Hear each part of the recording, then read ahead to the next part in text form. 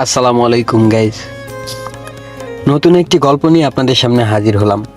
এই গল্পটি দেওয়ার কথা ছিল আমার মেলা আগেই, কিন্তু আমার শরীরের অবস্থা ভালো না থাকায় দিলাম পরে। যাই হোক, গল্পটির শিরোনাম হলো ভুলো না আমায়। বেশি কথা না বাড়িয়ে গল্পটি শুরু করা যাক। আমার গায়ে হলুদের দিন সকালে খবর আসে ছেলের শরীরে পক্স উঠেছে। আর যেমন তেমন পক্স না, সারা শরীর ভরে গেছে পক্স দিয়ে। সব থেকে বেশি উঠেছে মুখে, তাই বিয়ের ডেটটা পিছনে হয়। ছেলে প্রবাসী, তাই ছুটিও কম। তাই কোনো রকম সুস্থ হতেই ওই বাসা থেকে কিছুদিন পর লোকজন আসে আবার বিয়ের ডেট ফেলতে। সাথে ছেলেও আসে, কিন্তু আমার মা বাবা থেকে শুরু করে প্রতিবেশী যারা ছিল সবাই আগে যেমন খুশি ছিল ছেলেকে দেখে, আজ তার পুরোই উল্টো। ছেলেকে দেখে সবাই কানাঘুষো করছে। ছেলের মুখে এত খারাপভাবে পক্সের দাগ বসে গেছে যা বলার মতো না, মানে মুখটাই যেন চেনা যায় না। তাই আমার পরিবারের সবাই ডিসিশন নিল বিয়েটা ভেঙে, বলল যে এর থেকে আরো অনেক ভালো ছেলে পাবে দিতরা, না করে দিন তাদের। কিছুক্ষণ পর ছেলের পক্ষকে আব্বু ডেকে নিয়ে বললেন, আমার মেয়েকে আপনার ছেলের সাথে বিয়েটা দিতে পারছি না, কিছু মনে করবেন না। আমার এত সুন্দর মেয়ে আপনাদের ছেলের সাথে যদি ওর বিয়ে দিই, রাস্তাঘাটে যেই দেখবে সেই নানান কথা বলবে, লোকে হাসবে, বলবে কি সুন্দর মেয়েটাকে কেমন একটা ছেলের সাথে বিয়ে দিয়েছে ওর বাবা মা, আমাকে মাফ করবেন আপনারা। এই বলে বিয়েটা ভেঙে দেন আমার বাবা। ছেলের পক্ষের লোক যদিও বলছেন, দেখেন এটা তো আমার ছেলে আর নিজের ইচ্ছায় কর বানায়নি, আল্লাহই তো দিয়েছে, দেখেন এভাবে বিয়েটা ভাঙবেন না, আমাদের মান সম্মানের ব্যাপার, লোকে কি বলবে। তাছাড়া ছেলেটাকে সবাই যখন বিয়ের কথা জিজ্ঞেস করবে তখন ওই বা কি বলবে, কত ছোট হয়ে যাবে সবার সামনেও, আর সাথে আমরাও। এমন করবেন না ভাই। কিন্তু আব্বু তাদের কোনো কথাই শোনেননি। পরে আমি সবার সামনে গিয়ে লজ্জা শরমের মাথা খেয়ে বললাম, আব্বু আমি এই ছেলেকে বিয়ে করব। আব্বু আমাকে ধমক দিয়ে বললেন, তুমি বেশি বুঝো, আমার কথার উপরে কথা বলো, কিছু বুঝো তুমি, কিছু বুঝো তুমি, বিয়ে দুদিনের সম্পর্ক না, সারা জীবনের। আমি উত্তরে বলেছিলাম, আব্বু তার এই সমস্যাটা না হয় যদি আমার, তখন কি এইভাবে বিয়েটা ভেঙে দিতেন? দিতেন না তো? তাহলে তাছাড়া বিয়ের পরেই যদি এমন হতো তাহলে কি আমাকে তাকে তালাক দিতে বলতেন? বিয়ের পরেও তো এমন হতে পারতো, তাই না আব্বু? আমি এই ছেলেকে বিয়ে করব। আব্বু আমাকে অনেক বোঝানোর চেষ্টা করেন, সাথে আম্মু, কিন্তু আমি আমার কথাই অটল, এই ছেলেকেই বিয়ে করব। আমি সেদিন কল্পের চোখের জল দেখতে পেয়েছিলাম আর মনে মনে প্রতিজ্ঞা করেছিলাম, আমি বেঁচে থাকতে আর কোনোদিনও আপনার চোখে জল আসতে দিব না, আজই শেষ কান্না আপনার। আম্মু আমাকে ফিস ফিস করে বলে, আরেকটা বার ভেবে দেখলে হতো না? আমি উত্তরে বলেছিলাম, আমার ভাবা বিশেষ, বিয়ের দিন তারিখ ঠিক করো। কল্পের বাসার লোকজন পরের দিনই গায়ে হলুদ আর তার পরের দিনই বিয়ের ডেট ফাইনাল করে। তাদের ভয় যদি আমার মনও চেঞ্জ হয়ে যায়, কল্পনা চলে যায়, আমাকে এতক্ষণে সবাই আবার বোঝানো শুরু করে দেয়। কিন্তু আমি যা বলেছি তাই আমার ফাইনাল ডিসিশন বলে দেই সবাইকে। পরের দিন আমার গায়ে হলুদের অনুষ্ঠান হয়। আমার বাসায় মানুষজন যখন কল্পকে হলুদ দিয়ে বাসায় এসেছে, সবাই অনেক বাজে বাজে কথা বলছে। আমি এক কান দিয়ে শুনেছি আর এক কান দিয়ে বের করে দিয়েছি। আজ আমাদের বিয়ে। কল্প আমার সাথে বিয়ের আগে একটু কথা বলতে চায়, বাসা থেকে অনুমতি দেওয়া হয়। আমি তখন বধূ শেষে বসে আছি আর কল্প এসে আমাকে বলে, আরেকটা বার ভেবে দেখলেও তো পারতেন, আমি দেখতে কুৎসিত হয়ে গেছি, আমি আর আগের মতো নেই, চাইলে আপনি এখনো আপনার মত চেঞ্জ করতে পারেন, প্লিজ। যদি করোনা থেকে আপনি আমাকে বিয়েটা করতে চেয়ে থাকেন তাহলে বন্ধ করে দিন এই বিয়ে। আমি করোনা নিয়ে বাঁচতে চাই না। আমি শুধু একটা প্রশ্ন করব, জি করুন, আমাকে আপনার পছন্দ না? এইসব কি বলতেছেন আপনি? আপনাকে আমি যেদিন প্রথম দেখেছি সেদিনই আপনাকে ভালো লেগে গিয়েছিল, তাই তো আপনার বাসায় প্রস্তাব পাঠিয়েছিলাম। তাহলে চুপ থাকুন, যা হচ্ছে তা হতে দিন। কিন্তু আর কিছু বলবেন?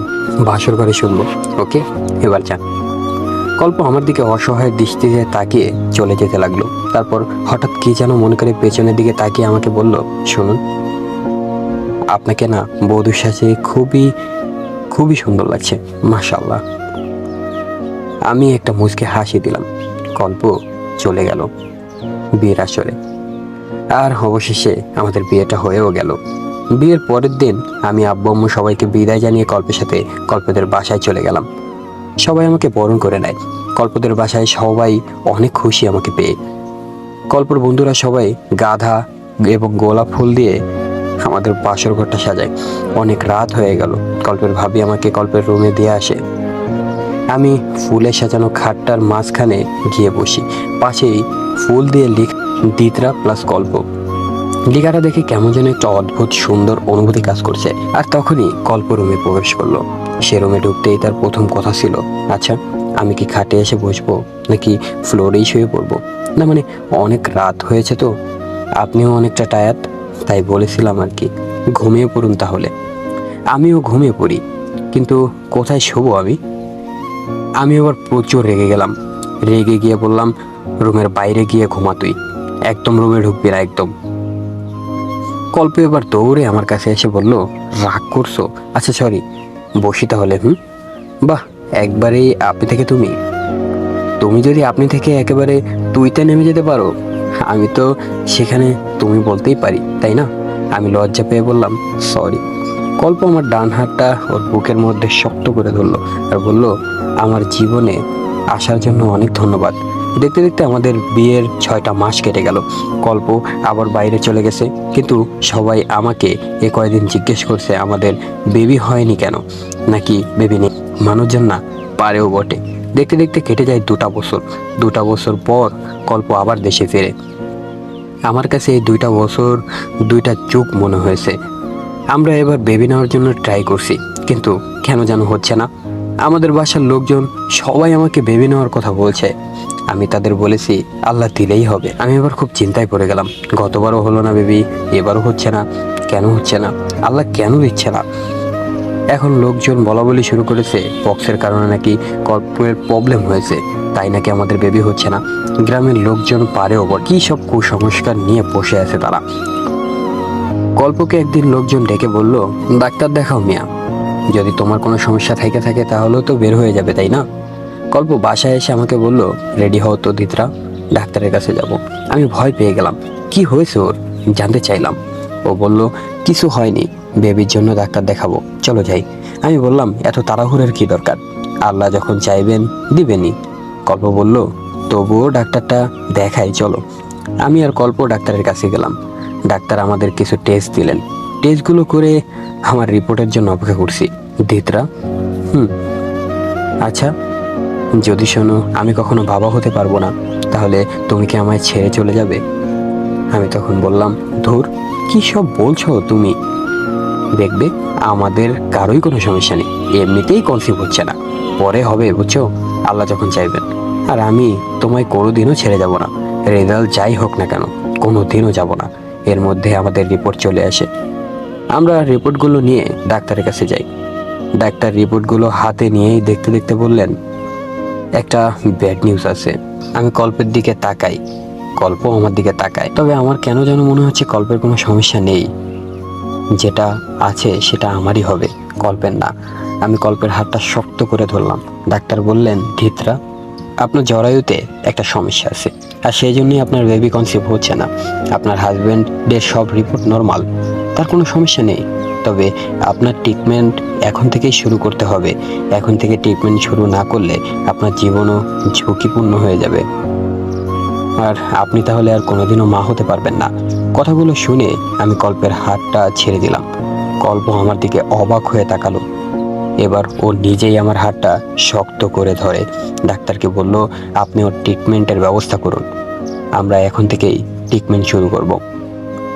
আমরা ডাক্তারের রুম থেকে বের হলাম। বের হয়ে আমি হাউমাউ করে কাঁদতে শুরু। কল্প আমাকে শক্ত করে বুকের মধ্যে জড়িয়ে ধরে বলল, কিচ্ছু হবে না তোমার, সব কিছু ঠিক হয়ে যাবে দেখো।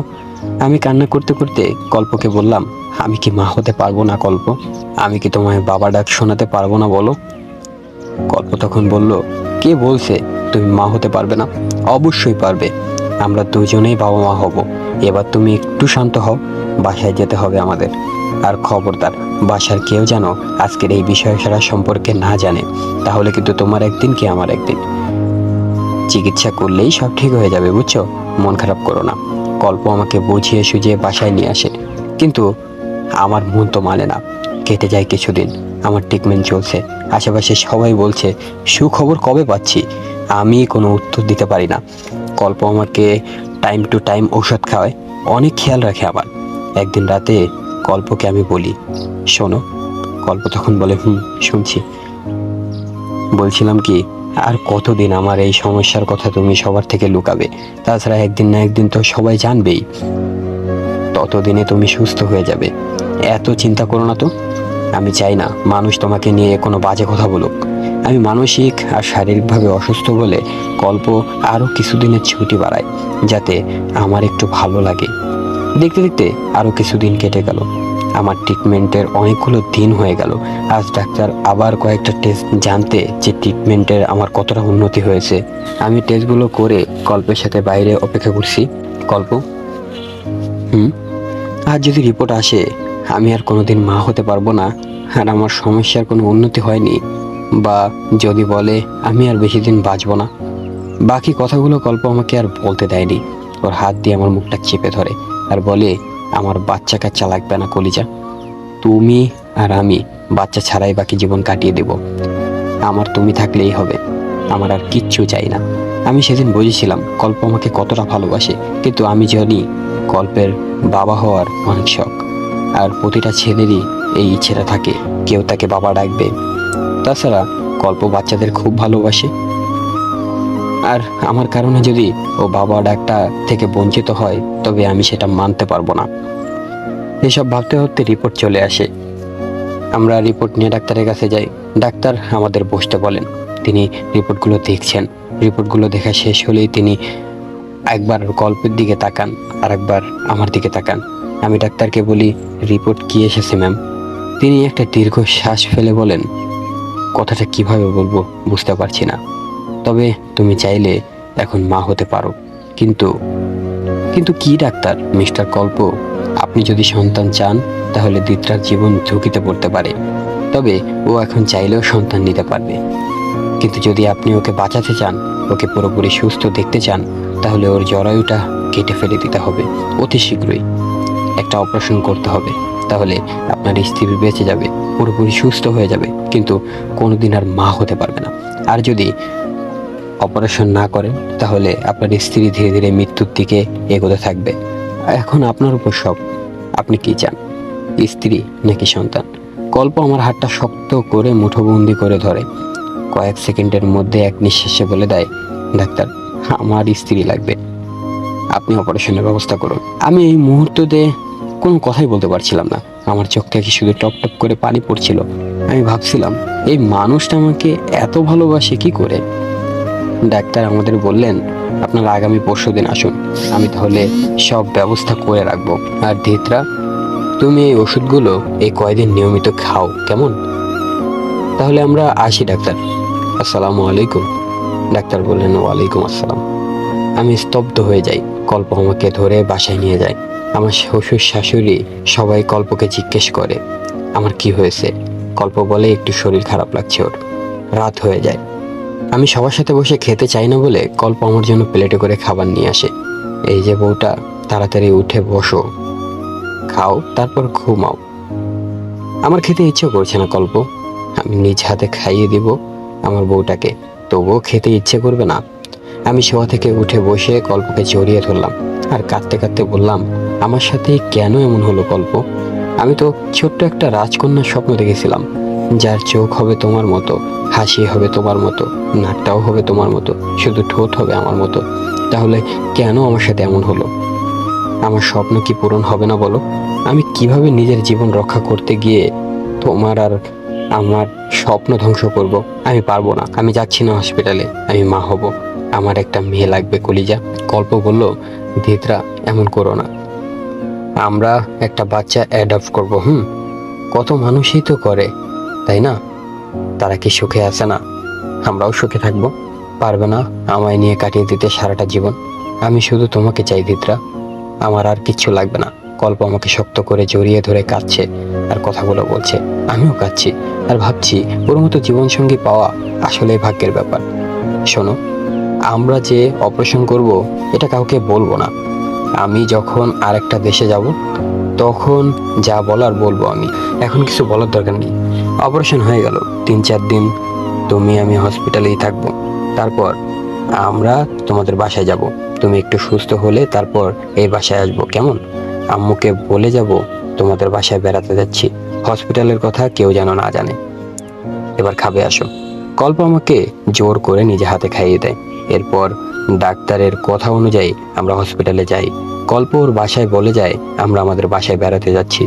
হসপিটালে বসে আছি আমরা, ডাক্তার আমাকে ডাকছেন। কল্প, আমি কি সত্যিই যাব? তুমি কি ভেবে দেখেছো ভালো মতো? আজকের পর আমি আর তখন কল্প আমাকে থামিয়ে দিয়ে বলল, চুপ, কিচ্ছু বলতে হবে না। আমার শুধু তোমাকেই চাই, তোমাকেই লাগবে। ভয় পেও না, সব ঠিক হয়ে যাবে। আমি ডাক্তারের কাছে যাবার আগে কল্পকে একটাবার শক্ত করে জড়িয়ে ধর। কল্প আমাকে চুমু খেয়ে বলল, ভালোবাসি তোমায়। কল্প আবার দেশের বাইরে চলে গেছে। এর মাঝে কেটেও গেছে অনেকগুলো দিন। আমিও আছি আমার মতো। কল্প প্রতিদিনই আমাকে ফোন দেয়, আমার খোঁজ খবর নেয়, আমাকে সান্ত্বনা দেয়, আমাকে বুঝায় আর বলে, খবরদার কেউ যেন কোনো কিছু না জানে আমি না আসা পর্যন্ত। এরপর হঠাৎ একদিন কল্পের মা কল্পকে ফোন দেয়, আর কল্প তার ফোন রিসিভ করতেই সেন্সলেস হয়ে পড়ে যায়। গল্পটি ভালো লাগলে অবশ্যই তার পরের পার্টও আপনারা পাবেন। যাই হোক, ততক্ষণ আমাদের চ্যানেলের পাশেই থাকুন এবং আমাদের চ্যানেলটা সাবস্ক্রাইব করুন। আল্লাহ হাফেজ।